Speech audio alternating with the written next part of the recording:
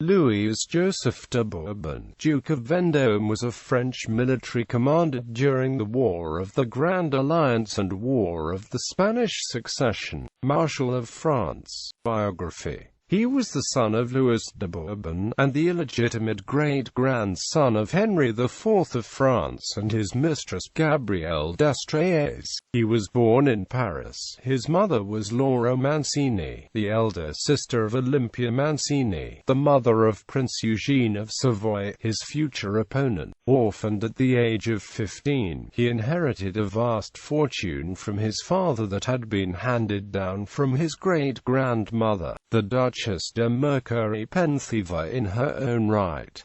Prior to succeeding his father in 1669, he was known as the Duc de Penthève. He was raised by his aunt Marie Anne Mancini, Duchess de Bouillon. Entering the army at the age of 18, he soon distinguished himself by his vigor and personal courage in the Dutch wars, and by 1688 he had risen to the rank of lieutenant general. In the 9 Years' War he rendered conspicuous service under the Duc de Luxembourg at the Battle of Steenkerke and under Nicolas Catinat at Marsala. In 1695, he was placed in command of the army operating in Catalonia, where he took Barcelona in 1697. Soon afterwards, he was made a Marechal. In 1702, after the first unsuccessful campaign of Catinat and Villeroy, he was placed in command of the Franco-Spanish army in Italy. During 3 campaigns in the country he proved himself a worthy antagonist to Prince Eugene of Savoy, whom he at last defeated in 1705 at Cassano in a magnificent show of courage and command over his troops, converting the impending defeat that his indolent brother, Philippe, the Grand Prior, had incurred, into a glorious success. The next year, after holding his own as before, and gaining another victory at Calcinato, he was sent to Flanders to repair the disaster of Ramillies. Following the departure of Vendôme to shore up the shattered army in the Flanders, Prince Eugene and the Duke of Savoy inflicted a heavy loss on the French under the Duc d'Orléans and Ferdinand de Marsan at the Battle of Turin, driving the French out of Italy by the end of the year. In Flanders, meanwhile, Vendôme quarrelled with the king's unenterprising grandson, the Duc de Bourgogne, and was unable to prevent the French defeat at the Battle of Oudenarde.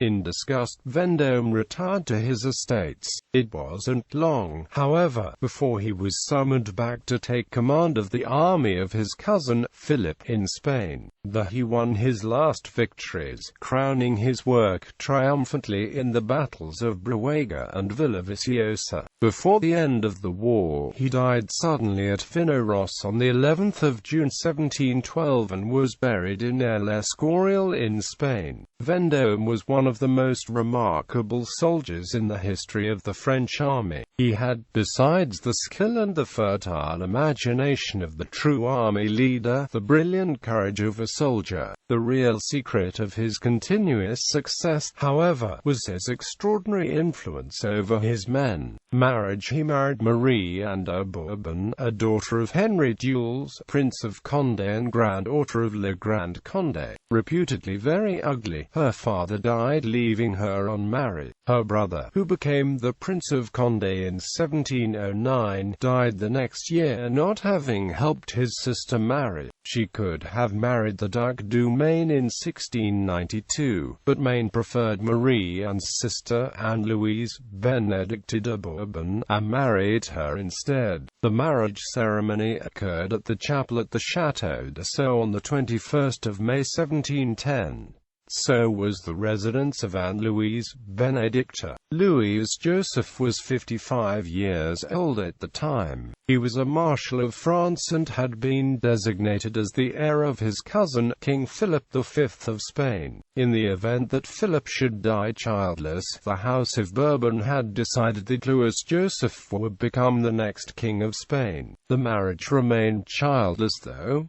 This may have been due to the homosexual tendencies of her husband. Vendôme had been a lover of Marie Anne's own brother-in-law, the Prince of Conti, husband of her oldest sister, Marie-Thérèse de Bourbon. As it turned out, Marie Anne died in 1718 without any children. Although Louis XIV had given permission for the marriage, the manipulative Duc and Duchess du Maine hurriedly arranged the details of the wedding, probably for mercenary reasons. Even though the Dowager Princess of Condé was not informed of the marriage, she was present at the wedding ceremony at Sceaux along with Louis Henry, Duke of Bourbon, his wife Marie Anne de Bourbon, the Dowager Princess of Conti, and her children the Prince of Conti and Mademoiselle de la Roche-sur-Yon. On his death, Louis Joseph left his wife the Duchy of Étampes and its lands.